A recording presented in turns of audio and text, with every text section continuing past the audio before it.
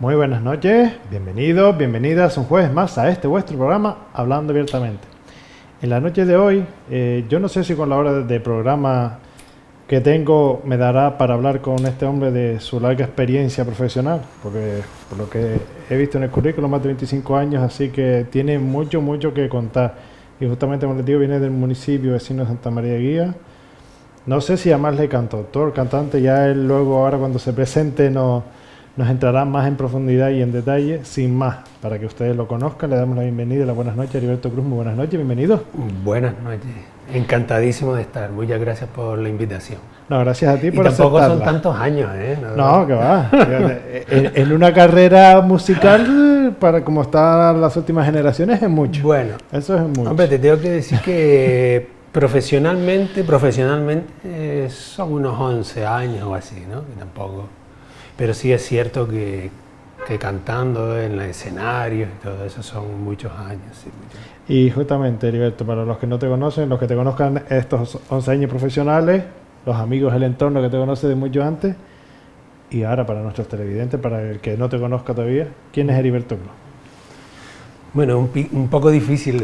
Heriberto Cruz es un tipo de ahí de Guía que se dedica a cantar. No siempre me he dedicado a cantar, sino que, bueno, en un determinado instante de mi vida, que supongo que todas las personas lo tienen y si no lo han tenido, pues seguramente les llegará, ¿no? Bueno, me quedé así quieto, sin trabajo, empecé a pensar que era realmente lo que me gustaba y decidí dedicarme a la música profesionalmente, que bueno, que ha sido, creo que la mayor locura que he hecho en mi vida, ¿no?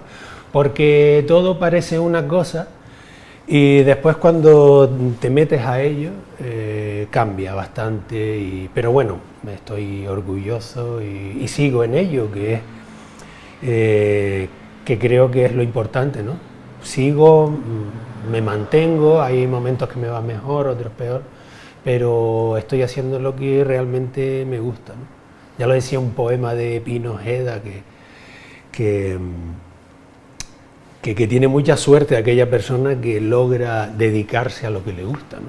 Y también hay que investigar muchas cosas para saber realmente lo que te gusta o a lo que estás capacitado, ¿no? O sea que nunca es tarde también, ¿no? Y hay que aprender mucho de muchas cosas y después decidir. Pero es eso, digamos que soy un rockero de la calle, que lo que me encanta es hacer canciones y con esas canciones pues por suerte me he metido también en el mundo de la educación, he hecho proyectos educativos, pero bueno, sobre todo es la canción lo que me gusta hacer y que me llaman también para hacer canciones por muchos motivos, porque empecé a hacer música de poetas y hay muchos amigos poetas que siempre me llaman, me dicen, oye, pon una canción a esto, otro. E instituciones también que a veces quieren resaltar la imagen de algunos poetas o de algunos vecinos y me han encargado trabajos también en ese sentido, ¿no? Ahora entraremos más en profundidad en todo eso. Y justamente cuando te haces ese planteamiento interior, como se suele decir, Sí. así que te sientas ahí a reflexionar, tú decides meterte, pero previamente siempre es una situación claro, que uno se hace. Experiencia previa o formación profesional previa para decir, vale, es lo que me gusta, me arriesgo, no me arriesgo, lo intento, no lo intento, pero previamente, porque a veces dice, te puedes arriesgar, pues, pero no tengo conocimientos, por así decirlo. Sí, sí. ¿Tenías conocimientos previos musicalmente hablando? Ninguno. Siempre he sido autodidacta desde el principio. Bueno, en casa siempre había música y entonces la llevo en la cabeza. Yo creo que por eso me gusta y me atrae poner siempre música a poemas, porque yo siempre he oído muchísimas músicas, muchísimas canciones, muchísimos estilos, ¿no? Y entonces para mí la literatura que he leído y que leeré nunca han sido todas letras de canciones y después poesía, porque se asemeja mucho, ¿no? Vamos a ver, No es que las letras de canciones sean poemas, pero se asemejan la medida, el ritmo, un poquito, ¿no? Y siempre... Pero intenté estudiarlo y me fue bastante mal, porque yo siempre he sido así también en todas las cosas que he hecho. He tenido siempre las ganas de ir un poco más allá de lo que me enseñan, y siempre he oído desde que estudiaba en EGB hasta después en la formación profesional y todo, siempre he oído eso de que esto no se hace así, ¿no? Esa es la frase que yo siempre más he oído. Pues no, he llegado aquí porque creo que todos tenemos que dar nuestro punto de vista, y en un momento dado pues me tiré por las canciones y estoy dando mi punto de vista. Hombre, sin saber, ¿no? Sin tener estudios de eso, pero siempre aprendiendo, claro, siempre intentando saber por qué estas cosas son así. Y después también que he tenido la suerte de encontrar unos músicos maravillosos que desde el principio me han apoyado, y he aprendido muchísimo con ellos y sigo aprendiendo. Ellos sí saben de todo, saben cómo se llaman todas esas cosas que yo me invento, ¿no? A veces. Y además de ser un gustazo, ya son amigos. Es decir, que me gusta aprender, pero no es lo básico, no es una obsesión que tengo, ¿no? Estudiar mucho para hacer cosas. Me tiro, me gusta tirarme. Así me enseñó también a nadar, no sé si en Guía había un maroto, todos los de mi edad saben quién es. Y como se aprende a nadar es cuando te tiran a la piscina, ¿no? Pues yo he hecho un poco así en todo, en la vida, ¿no? Antes hablabas de que eres un rockero de la calle, por así decirlo. ¿Cómo definirías tu estilo? ¿Cómo empezaste? ¿Con qué estilo te iniciaste? ¿Y cómo has ido evolucionando? Aunque bien dices tú, la calle, como solemos decir, la experiencia me la da la calle. En tu caso, la experiencia te la da un escenario. Exacto. ¿Cómo has ido evolucionando? ¿Con qué estilo empezaste? Digo, voy a empezar por aquí, el de la época, por así decirlo, en su momento. ¿Y cómo has ido evolucionando en estos años? Pues creo que no he cambiado mucho, no he cambiado. Eso sí, cuando era peque y estaba en casa y todo lo que oía por mi madre y por mi padre, sobre todo por mi madre, era mucho Rocío Dúrcal, por mi padre mucho este cubano Antonio Machín, y bueno, imagínate esa mezcla. Y hasta que después tuve 9 años o 10, y llegó a mi casa una casete que trajo mi hermano, que era de Miguel Ríos, del Rock and Ríos, por allá por el 82. Y eso sí que me quedé en shock con esa música, ¿no? Con el rock. Y después, a partir de ahí, ya te digo, no he cambiado mucho de estilo. Sí me ha gustado mucho también por épocas la música clásica, pero bueno, el rock es música clásica para mí, vamos, que no hay ninguna variación. Y sobre todo eso, empecé por Miguel Ríos, después me gustó mucho los grupos de aquella época, por ejemplo Radio Futura. De aquí de Canarias me gustó muchísimo Palmera, que tuvo 2, Eructo del Bisonte se llamaba primero, después se llamaron Palmera. Y después investigar, ya cuando ya tenía un poquito de dinero y sabes, te puedes empezar a comprar cosas, empecé a investigar la música en inglés, mucho U2 por ejemplo, o me iba a los Doors, muy atrás, pero sobre todo siempre es el rock. Después ya volví, de último oigo mucho country así americano, también blues, pero bueno, me llama siempre la atención un poco el rock. Y yo, mi estilo, digo que soy un rockero venido a menos, ¿no? Musicalmente me refiero. Venido a menos porque a mí siempre me gusta ese tema de la guitarra eléctrica y las baterías y tal, pero no muy duro, ¿sabes? No que sea, aunque también hay grupos muy buenos que me encantan oírlos, pero lo que yo digo en mis canciones o quiero decir, pues con un rock suave me va bien, vamos. No sé si lo hago bien o mal, pero es el donde me encuentro mejor, ¿sabes? Y justamente ahora, si nos acercamos a nuestra isla, ¿qué influencias por así decirlo, nuestra cultura o nuestras tradiciones en cuanto a tu música, en cuanto a las letras? Antes hablamos de los poetas, pero con anterioridad, antes de meterte en profundidad, ponerle, como se suele decir, música a los poemas de nuestros autores. Sí.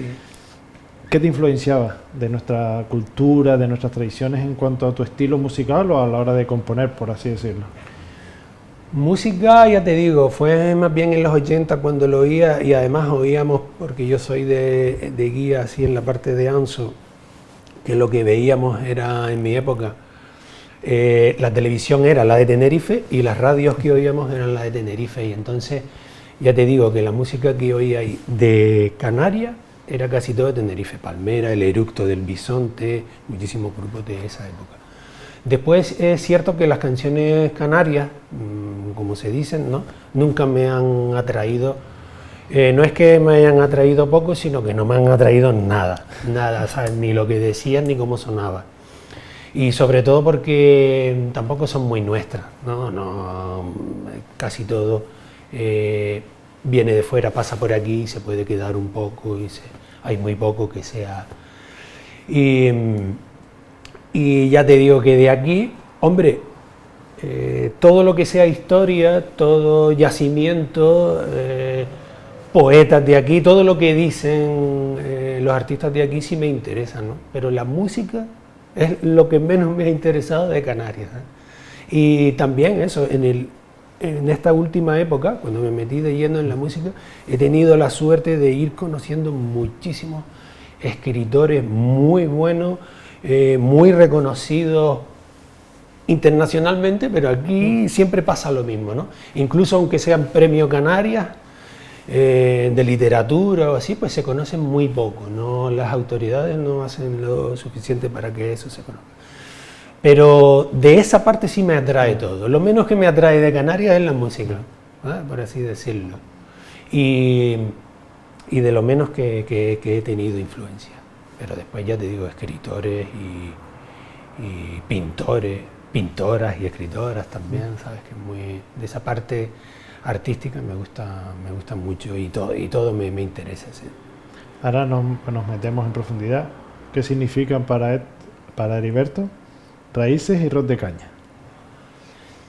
Bueno, Raíces fue el grupo que me dio una oportunidad. Yo, vamos a ver, empecé a juguetear con la música así en el instituto, porque bueno, siempre tienes un poco de tiempo libre y tal.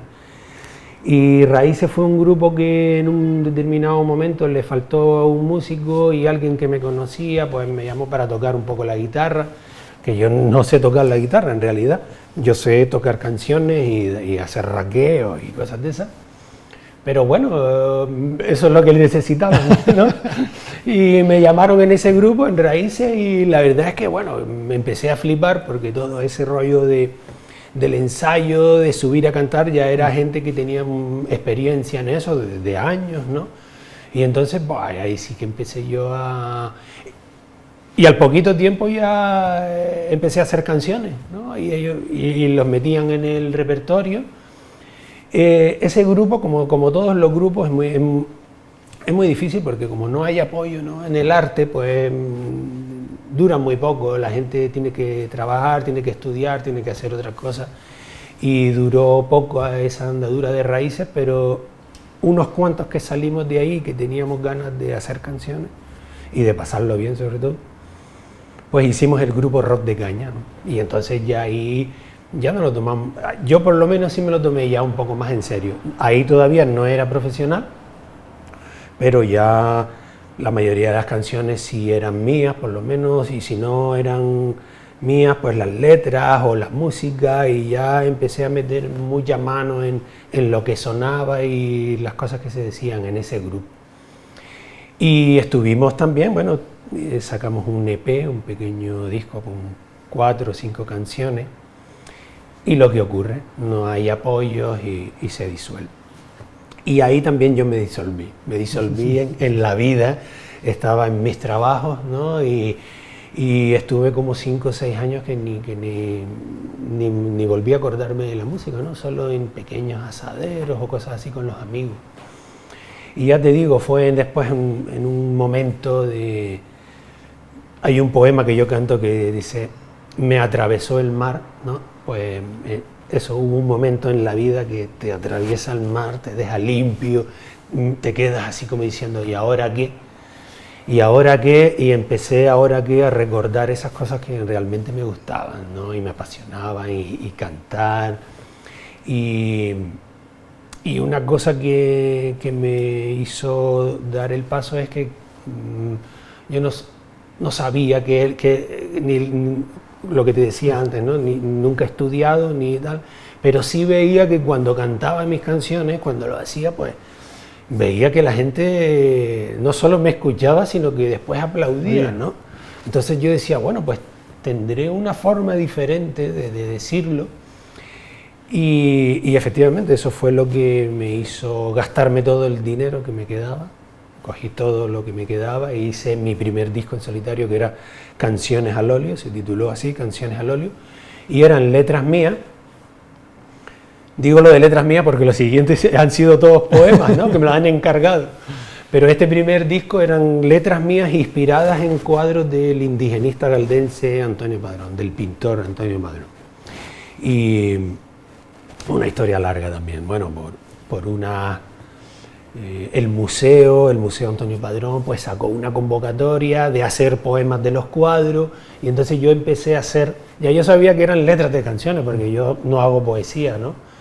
Pero empecé a hacer esas letras, las entregaba por allí, por el museo, y el que era director entonces, que era César Ubierno, un director que sacó a Antonio Padrón del anonimato y lo puso a nivel internacional. Ya él no es el director porque se jubiló, pero fue una persona que la vida y la obra de Antonio Padrón pues le dio, bueno, la puso donde se merecía, y a ver si siguen poniéndola ahí, dejándola ahí.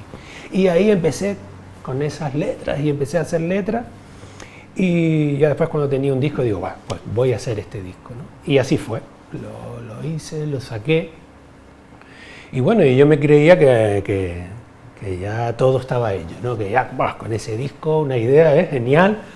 A los cuadros, pues me lo iban a comprar todos los ayuntamientos pues eso, pues nada, ni uno lo compró, ¿no? Y empiezas después a empezar a buscar una salida a esas canciones que yo tenía y que además gustaban, ¿no? Cuando las cantaba. Y fue cuando hice un proyecto educativo. Una amiga me dijo, oye, ya que no cantas, vente al cole y pones los cuadros y vas diciendo qué es lo que hay en el cuadro y cómo hiciste la canción. Así, pues bueno, un proyecto educativo que he estado, pues eso, 8 o 9 años así, rulándolo. Ahí sí he tenido apoyo en la educación, aunque también ha ido acabando el apoyo, porque todo lo que toca a la política termina pudriéndose. La política tiene esa capacidad. Podían utilizar la política para plantar, porque es el abono perfecto. Y entonces, claro, ya en la educación, desde hace muchos años, pues han ido metiendo las manos ahí, y entonces ya me he echado fuera, no me gusta, es un ambiente un poco raro, pero aprendí muchísimas cosas y es lo que quiero volcar un poco en el próximo disco que estoy preparando para el próximo año. Va a haber una mezcla de canciones a poemas que se han ido quedando perdidos por ahí, porque hay muchas presentaciones de libros que me dicen, oye, ¿por qué no me haces una canción a este poema? Y así he ido haciendo 10 años. Y hay canciones que me gustan mucho y se han quedado ahí olvidadas, y hay otras canciones nuevas mías con letras que también quiero meter en ese disco que saldrá el año que viene. Ya en estos meses subiré algunas canciones a las redes y a las plataformas digitales, pero es el año que viene cuando quiero ya terminarlo. Y Flores de un día se llamará, pero sobre todo por eso, ¿no? Porque son canciones que han durante un día, han estado floreciendo durante un día. Durante un día, exactamente, y entonces me daba un poquillo de rabia que se quedaran ahí perdidas. Y ya te digo, pero con ese primer disco y esa experiencia educativa que sobre todo he ido aprendiendo yo, yo no enseño nada, eso Voy mostrando un patrimonio que tenemos, ¿no? Lo voy mostrando, pero no enseño nada. En realidad he sido yo el que ha ido aprendiendo muchísimo dentro del aula, de los ambientes de cada sitio. E incluso llegamos a Lituania cantando estas canciones y en un cole allí estuvimos aprendiendo pintores lituanos, músicos lituanos, y después yo canté las mías. Hubo una banda de chicos de allí, de un cole, que fueron los que se aprendieron las canciones y yo canté con ellos en un pequeño concierto, y la verdad que me han pasado cosas muy experiencia muy gratificante, que a veces lo que decía, te los planteas, pero con situaciones como esa, y se merece la pena, aunque sea por estos niños, seguir, como digo yo, a veces por aportar claro, un granito a una personita. Es seguir, yo creo que es seguir haciendo lo que el corazón te pida. Ya te digo que yo creía que, porque yo lo que quiero y me gusta es subirme al escenario y cantar, y creía que bueno, con ese espectáculo y ese disco pues podía ser así, pero los autores no se apoyan mucho. Los autores en la música que se oye siempre en las fiestas y tal son grupos de versiones. Los autores son el 10%, y de ese 10%, 5 son de fuera de las islas, o sea que el 5% es muy difícil. Y como no tenía salida, pues tiré por el otro lado, ¿sabes? Que es lo que también debería hacer todo el mundo. No porque alguien no te quiera vas a dejar de hacer lo que a ti te gusta, eso es así.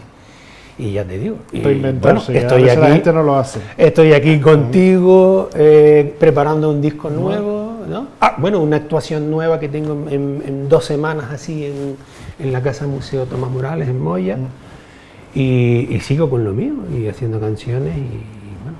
Eso es lo verdaderamente importante. Y justamente hablando de EP, de discos, Sabor a Rock también hubo una transición ahí, un boom con ese EP. ¿Cómo fue la preparación? Porque antes lo que decíamos con el anterior, la de óleos, que fuiste preparando, fusionando pinturas con música, y te arriesgas, como dices tú, venga, vamos a intentarlo. Exacto. Pero con... Esa anterior, la pero de con Sabor a Rock. Esa fue muy difícil, porque éramos un grupo amateur que en un momento dado quieres grabar, tienes los medios, tienes el dinero. Bueno, lo grabamos aquí cerca en Gesisma. Bueno, yo todo lo he grabado en los estudios Gesisma de aquí de San Isidro. Y claro, éramos amateur, y cuando empiezas a entrar en un estudio y empiezas a ver que todo va muy medido y que todo tiene que sonar muy bien, pues ahí empiezas a ver que en realidad tú no sabes de eso, ¿sabes? Crees que sabes, pero... Y fue duro. Siempre es bonito, pero es duro, porque te tienes que poner a currar, y también hay compañeros que se van quedando atrás por ese mismo motivo, ¿no? Porque hay que estar ahí, hay que saber hacerlo. Puedes hacerlo de 1000 maneras como tú quieras, puedes estudiar, no puedes estudiar, puedes estar todo el día tocando, pero tienes que hacerlo cuando vas, y fue un poquito duro, pero bueno, siempre se sale para adelante, y la verdad es que el resultado final nos gustó mucho. Lo que pasa que ya te digo que fue casi como el cierre del grupo, sacar eso, y duramos muy poquito más, y ya se disolvió todo porque no hay muchos apoyos y la gente tenía que seguir estudiando, otros trabajando, y se quedó ahí casi en nada, ¿no? Hicimos lo que hay que hacer siempre en la industria, varios videoclips, ponerlos también, gastarse las perras en la promoción, y lo hicimos, y se escuchó un poco en las islas, pero fue algo que se paró muy pronto porque la gente tenía que seguir ganando pasta, quiero decir, trabajando para comer. Y justamente es lo que dices, a veces estás en un escenario y lo podemos ver en generaciones actuales, lo tenemos a la luz del día con los programas de talentos, etcétera. Te puedes subir a un escenario, te pueden preparar, pero ¿realmente estás preparado para meterte en un estudio semanas a grabar? ¿Realmente estás preparado para una gira de esa índole? Psicológicamente, porque físicamente quizás es más llevadero, por así decirlo, pero psicológicamente estás preparado para eso.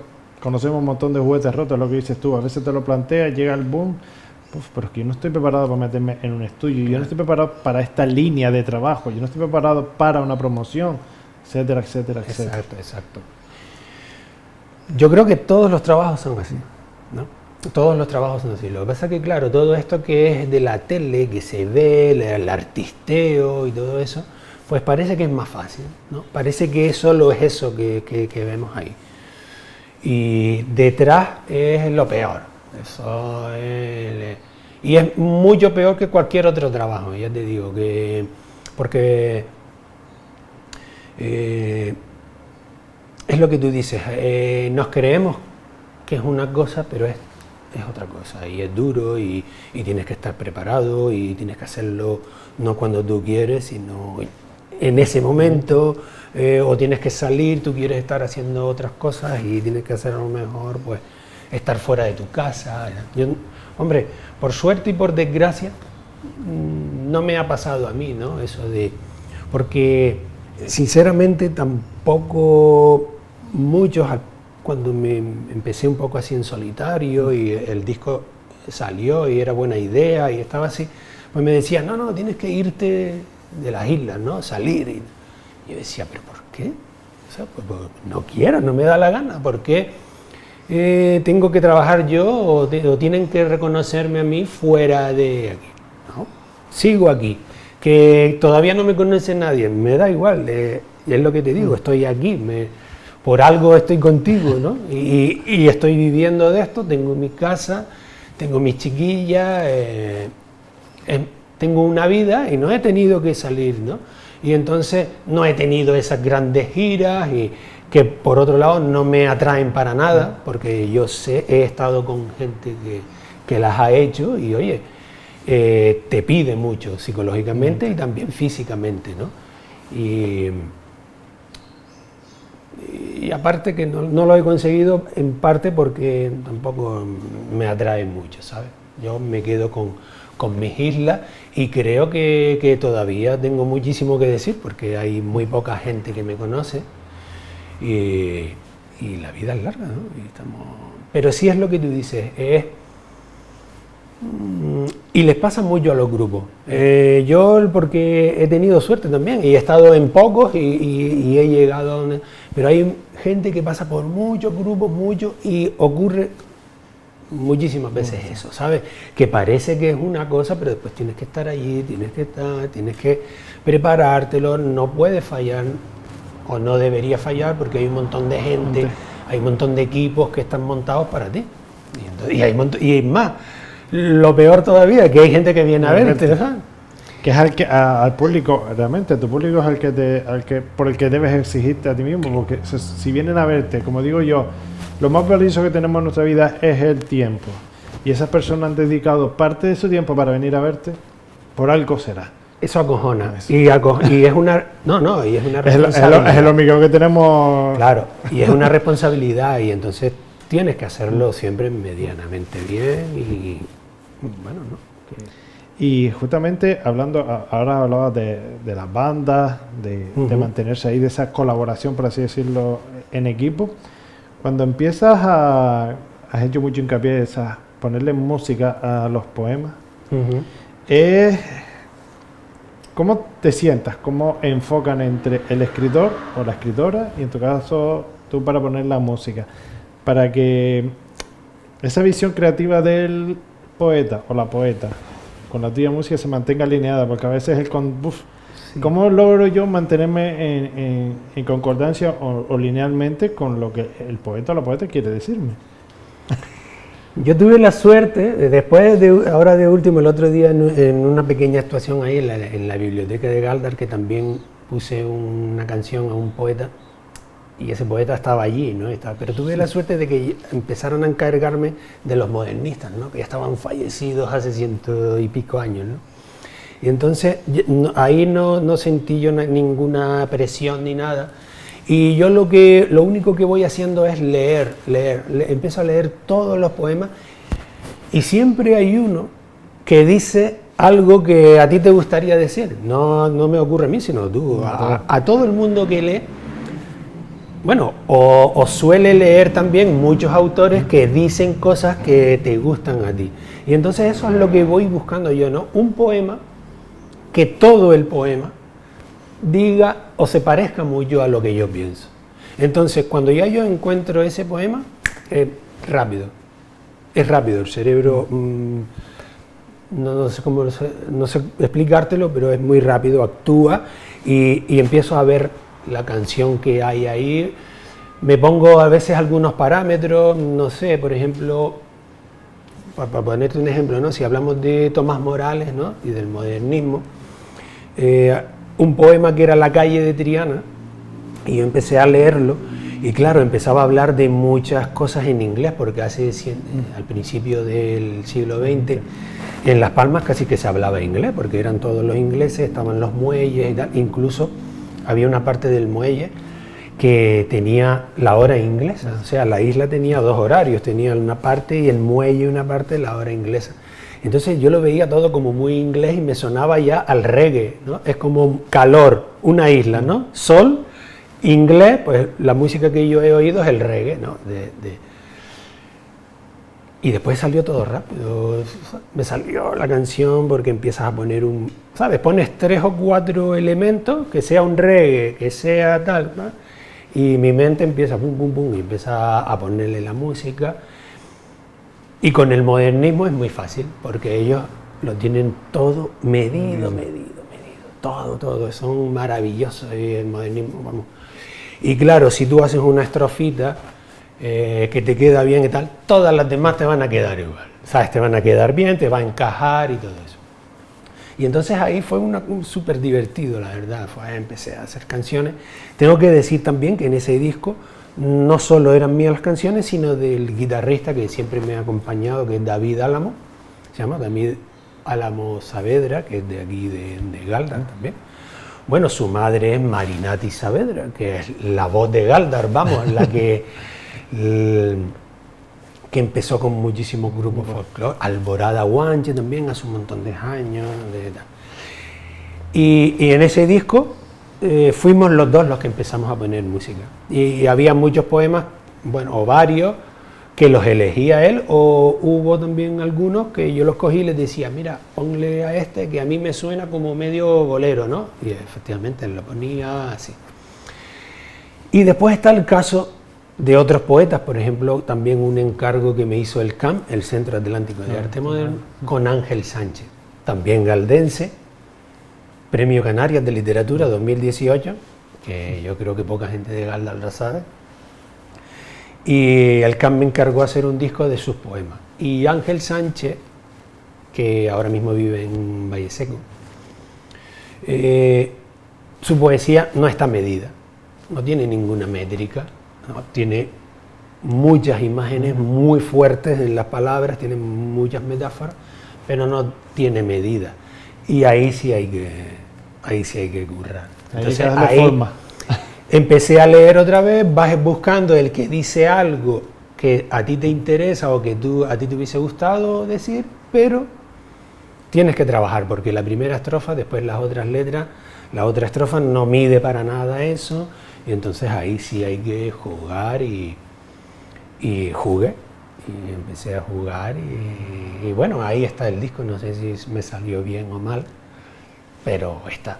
Pero es que justamente lo mismo lo hablamos antes, no sé, desde mi faceta como escritor es totalmente diferente porque empiezas a redactar, pero es lo que dices tú, ponerle música a una pintura, ponerle música a un poema, estructurarlo, lo que dices tú, vale, tiene la métrica, la poesía es lo que más se acerca a una letra musical, es lo más esencial, pero es eso, lo que dices tú, leer, porque del autor a lo mejor lees 40 poemas, pero dices tú, es que solo 2 me llaman a ponerle música. Es contextualizar eso, como decir, claro. ¿Cómo logro yo? Y lo que dices tú, el que tenga la chispa, el que me encanta, dice, que ya lo lee, ya no has terminado de leerlo, dice, es este. Y el proceso es ser creativo, porque, vale, tu cabeza lo tienes estructurado, como dices tú, y empiezas a sacar toda la estructura, pero es que después llevarlo, macerarlo, como se dice, para después sacarlo, eso también es... Sí, yo creo que por eso elegir ser lo que soy, ¿no?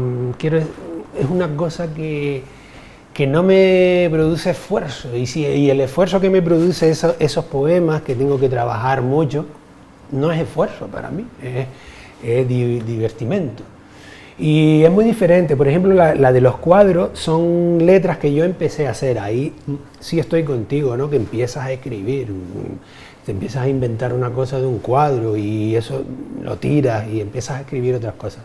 Eso sí es que me ha pasado también porque empecé a hacer muchas canciones de poemas ya hechos y cuando quise yo hacer una canción, volver a hacer mis canciones, me costaba, porque claro, es otra cosa, como tú dices, ¿no? Es otra dinámica, es muy diferente.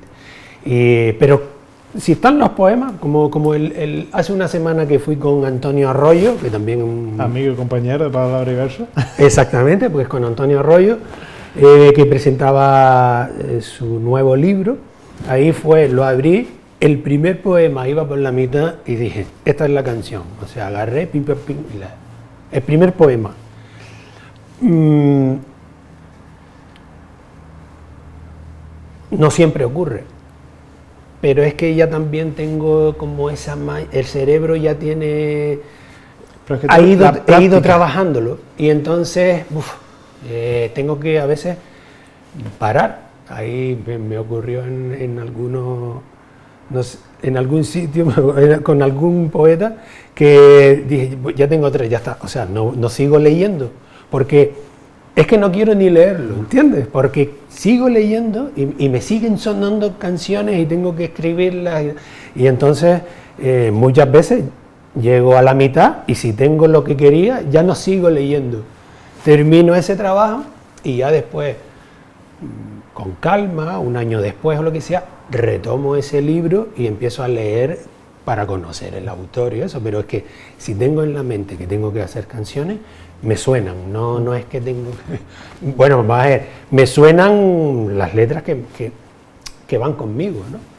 Y Antonio Arroyo dice muchas cosas que van conmigo, bueno, yo estudié, fui alumno de él, y claro, todo lo que sus imágenes y todo son familiares y me gusta mucho leerlo y lo pasé muy bien, la verdad.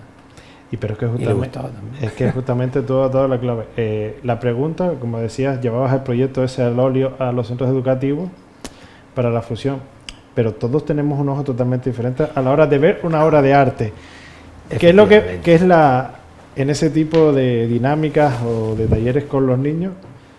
Preguntas que te hayan hecho que te iban a sorprender, porque tú le vas a mostrar, tú le has cantado una canción de un cuadro y vas a ver a los chiquillos, y los chiquillos son muy críticos, muy claros, y te vas a decir, pero ¿qué viste tú ahí para cantar esa canción? Porque todos tenemos un ojo para ver el arte de una manera, tú puedes ver una cosa, yo puedo ver otra, salvo que esté bien delineado, por así decirlo, el dibujo, pero como le pongas un dibujo abstracto a los niños y te vas a decir, ¿cómo viste eso ahí?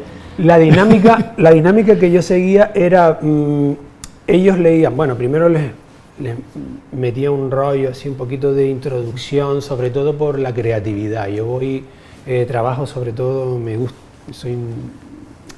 la creatividad es lo que puede hacer que nuestro municipio, nuestra isla, nuestro país sea un país puntero o un país importante o que tenga peso o que no lo tenga. La creatividad, trabajar la creatividad, que la gente sepa siempre darle soluciones a sus problemas. Y eso es un pequeño rollo que yo siempre les metía al principio, pero la dinámica que yo hacía era que ellos al azar iban saliendo y leían la letra, ¿no? Y yo proyectaba todos los 7, son canciones al óleo, son 7 cuadros, yo proyectaba los 7 cuadros. Y ellos iban leyendo una letra, ¿no? Claro, que yo no les decía de qué cuadro era. Y entonces con esa letra ellos iban empezando a jugar. Entonces imagínate, era una locura. Ocurre de todo, pero lo que siempre te va a decir el chiquillo es, va a salir por petenera, nunca va a hacer lo que tú quieres. Y muchos, tú te pegas un rollo, media hora hablando, y uno levanta la mano y te dice, ¿y por qué llevas la camisa roja? ¿Sabes? cosas de esas. Ellos están siempre, la cabeza va a 1000 por hora. A mí eso es lo que me encanta de los chiquillos. Muchos estímulos. Ellos no están concentrados en el cuadro, están concentrados en todo el entorno. En todo. Pero están concentrados también en el cuadro, pero todo. Ellos saben que a lo mejor mi camisa, hice esa letra por algo que llevaba en la camisa. Ellos lo extrapolan a lo que ellos creen. Lo ven. Y después que también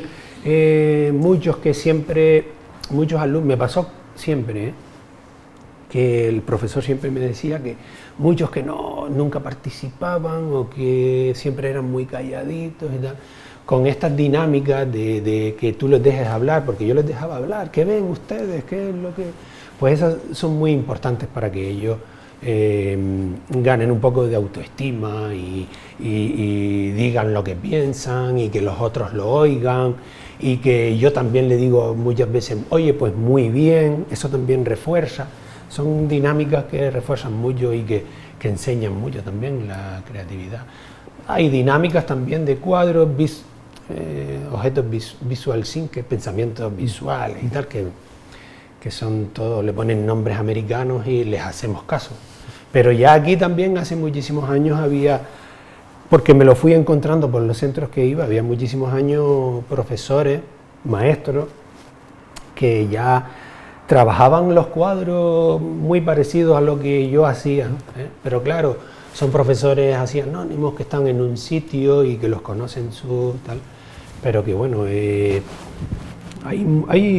el arte hay muchas cosas para trabajar con todo el mundo, porque después también hice estas dinámicas por ejemplo, hubo una época en el museo, que ya te digo que César Ubierna me dio esa oportunidad para hacer esa dinámica también dentro del museo, porque claro, ya no tenía que proyectar los cuadros, estaban allí de verdad, ¿no? Y esa dinámica también la llegué a hacer con gente mayor, ¿sabes? De la tercera edad, y es maravilloso. Son cada uno con sus cosas y es todo un aprendizaje. El que aprende de ahí, en realidad siempre he sido yo, ¿no? Has tocado generaciones y ahora por así decirlo, miedo al hablar o miedo al expresar lo que sientes, el que te censure, todas estas cositas. Como rockero, como músico que le pones canciones a los poemas, ¿qué crees que es importante desde tu posición como cantante, que los artistas musicalmente hablando den pie a esa conciencia social, esos temas reivindicativos, esos temas de que, jolín, voy a aprovechar la música ya que desde el otro lado no puedo expresarme?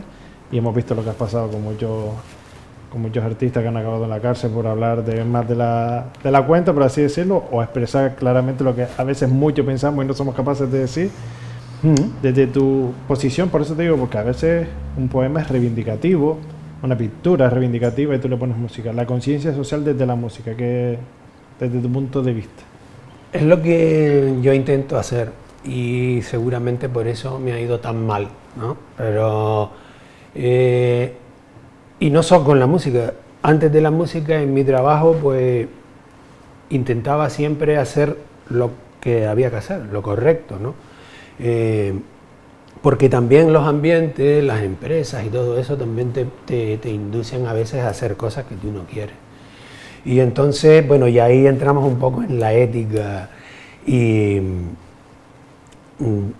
Adela Cortina, ¿no? En la ética de que cada uno tiene que actuar siempre de la forma más correcta. ¿Qué ocurre? Que es la más problemas que te va a dar. ¿Por qué? Porque siempre hay gente que no sabe hacer nada, que tiene un buen puesto y no quiere perder ese puesto, ¿no? Y siempre los ha habido y siempre lo va a haber, ¿no? Entonces, por eso yo un día digo, me da igual, ¿no? Si siempre van a estar ahí, pues lo que yo no quiero hacer es hacer cosas que no me gustan, ¿no? Y por eso he pasado por muchas empresas y tal, y he llegado hasta este sitio. Y después también eso, siempre he ido con las autoridades que me reúno, siempre diciendo que una sociedad que solo la música que oye son versiones de una determinada época, o también en otros idiomas, ¿no? Y están en todas las fiestas poniendo la misma música, pues esa sociedad no va a ser tan buena como si fuera una sociedad que tiene muchísimos estilos, muchísimos estímulos, que ve de todo, que pasa por todo, que se cuestiona todo. No, aquí no se puede cuestionar nada, aquí el que se mueve no sale en la foto. Ya te lo tocabas y ahora ponemos en balanza las dos cosas. Antes hablabas de empezar a subir material a las redes sociales, hablamos de reivindicación, hablamos de conciencia social. ¿Qué ha significado para ti la inclusión de las nuevas tecnologías como redes sociales y todas esas cosas en tu caso? En mi caso muchísimo. Yo nací por las redes sociales, porque ya te digo, me dedicaba a otras cosas y cuando hice ese disco gasté todo el dinero y estaban ya, que fue por el 2013 o 2014, las redes sociales estaban ahí en lo más alto, ¿no? El Facebook y entonces eso fue, por lo menos en la zona, me sirvió bastante, ¿sabes? Y para que escucharan un poquito las canciones y eso. Aunque ya te digo, esas mismas redes pues ya también te van tapando. Las redes han ido cambiando, antes eran muy abiertas para poner un contenido, te ayudaban muchísimo al crear eventos, al crear cosas, te ayudaban muchísimo y después fueron acortando, claro, y fueron acotando las cosas que te ofrecen. ¿Por qué? Porque quieren siempre ganar, ¿no? Y bueno, hay que estar ahí, en las redes hay que estar, ya me lo tomo con mucha más calma, lo utilizo eso como siempre para darme la publicidad, ¿no? Sube las canciones y, hombre, si las quieren oír. Para ir dando a conocer lo que vas haciendo cada vez que para ir, algo. exactamente. Eso. No te obsesionas con todos los días tengo que subir contenido como muchos artistas. Volvemos a lo mismo, esa necesidad de estar 24 horas creando, subiendo, para no morir, como digo yo, y sabemos de un estilo musical que todos los días ya está el artista subiendo un tema, parece para no desaparecer. Pero eso mentalmente te hace desaparecer psicológicamente porque esa obsesión de ellos. Claro. Hombre, eso es las compañías. Quien hace eso son las compañías. El artista no. Bueno, si tú te fijas, por ejemplo, que Sabina no tiene ni teléfono móvil, ¿no? Pero son las compañías las que quieren siempre ganar. Él no necesita eso, pero bueno, sí le ayuda un poco para su. Hombre, sí es cierto que cuando tienes un concierto y lo publicitas, pues irá mucha más gente, eso está claro, pero están ahí. Yo sé que hay que usarlas, las uso, pero no lo son todo tampoco, ¿no? Lo más importante que para mí es el directo. Es decir, cuando yo canto y la gente, ahí sí quiero exponerme al 100%, ¿sabes? Ahí quiero y me gusta que eso, ver y después hablar y qué les ha parecido y todo eso, ahí sí me involucro, ¿no? En las redes un poco, bueno, se puede conocer también muchas cosas interesantes por medio de las redes, pues bueno, en uno de mis discos, en ese de los modernistas, pues gracias a las redes, pues en una de las canciones toca la guitarra, un súper guitarrista que ha tocado con los más grandes así en España, ¿no? Con Miguel Río, con Juan Perro y tal, un guitarrista, un productor, y que, bueno, me conoció por ahí, nos vimos varias veces y me dice, oye, pues cuando vayas a hacer un disco, te grabo, y así hizo, ¿no? Y eso también es una suerte estímulo. Tener las redes para conseguir eso, pero todo tiene su medida. Sin obsesionarse. Todo tiene su... sí. Hablabas de directo, ahora el directo es en la tele. Ya cuando los televidentes te vean, ya te harán el feedback. Tenemos sorpresa antes de acabar el programa de hoy. Le dije que preparara ahí 2 temitas para tener esa despedida, pero antes de esos 2 temitas, te pido una reflexión final para estas generaciones nuevas que nos están viendo, y sobre todo que se quieran dedicar a la música, porque hemos mucho hincapié al tema musical, que es a lo que tú te dedicas, pero sobre todo eso, esa reflexión desde tu punto de vista por tus años, por lo que has vivido, siendo no profesional y siendo profesional, las subidas y las bajadas, una reflexión que tú digas como un aprendizaje que has tenido en tu vida para los más jóvenes. Pues no para la música, sino la vida en general, a cualquier cosa que las personas se quieran dedicar, tirar para adelante.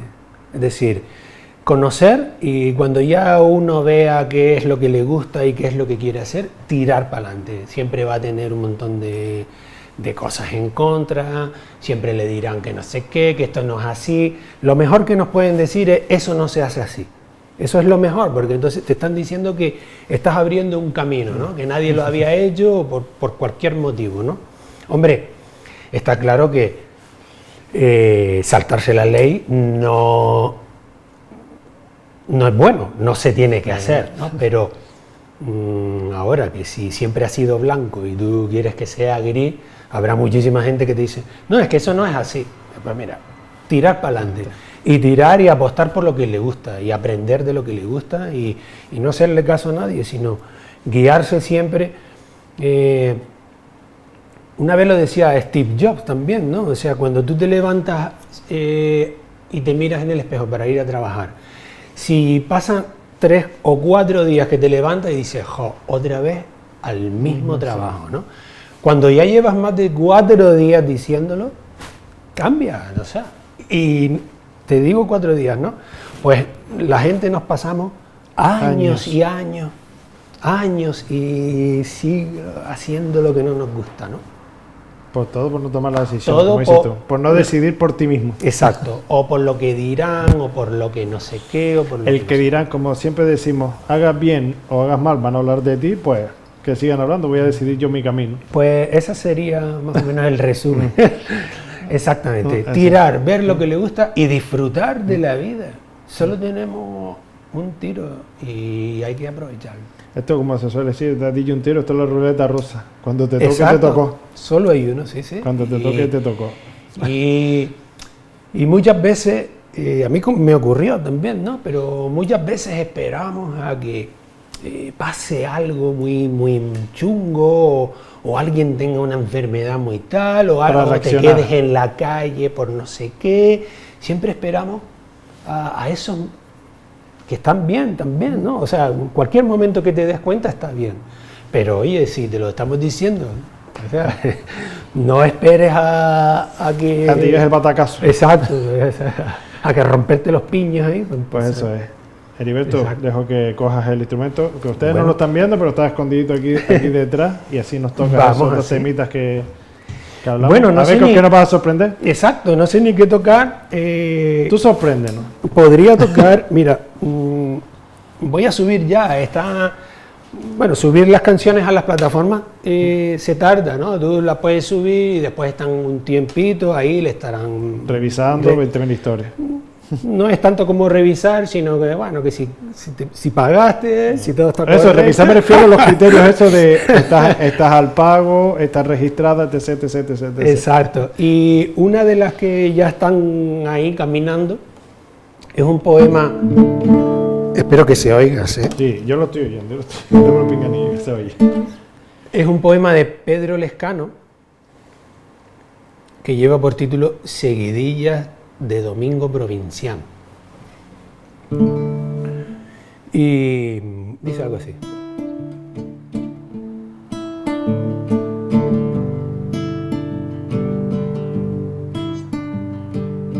Qué felices las gentes yendo a la iglesia, con el vestido nuevo y el alma vieja. Si el cura les perdona, vuelven y pecan. Y qué dulce les sabe la reincidencia. Qué felices las gentes que son eternas. Ni la muerte les daña ni la existencia. A la moral prefieren la moraleja. Y en todo instante saben por la etiqueta si las buenas acciones se llevan puestas.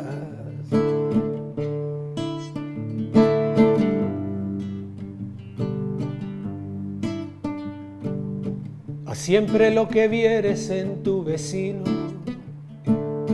que no hay pecado duro si no hace ruido. Con contra maledicencias no dar motivo, que no hay pecado grave si no hace ruido. Este es el mandamiento del buen domingo: has de aburrir al prójimo como a ti mismo. Al amor al prefiere, la moraleja, y en todo instante saben por la etiqueta si las buenas acciones se llevan puestas.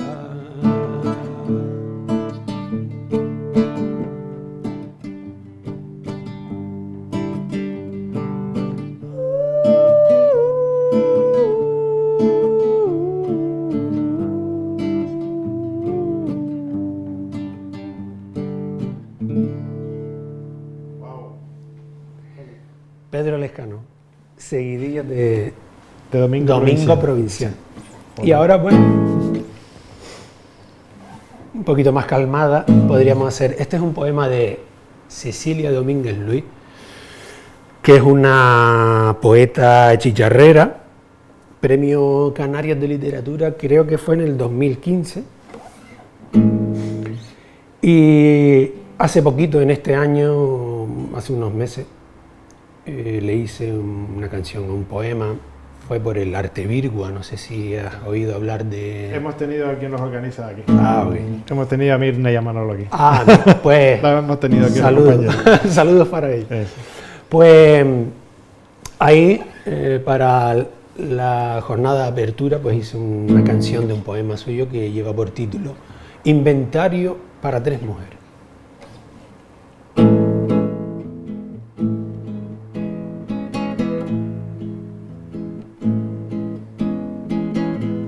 Dos mujeres a la orilla del mar hablan. Una de ellas ayer atravesaba un puente. La otra dibujaba un andén. El mar batía leve. Dos mujeres a la orilla del mar habla.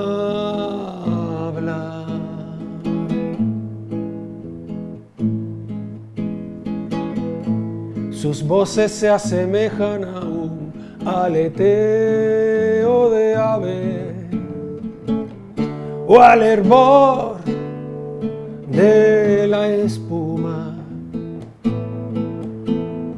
Pasean por la playa niños, hombres, mujeres y algún dios distraído.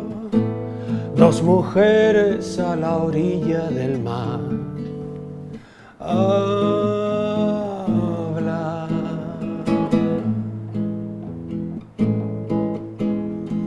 Lejos otra mujer descubre una canción que habla de puentes y andenes. Sigue batiendo el mar.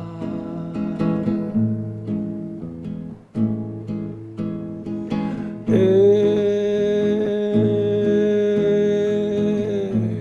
mar.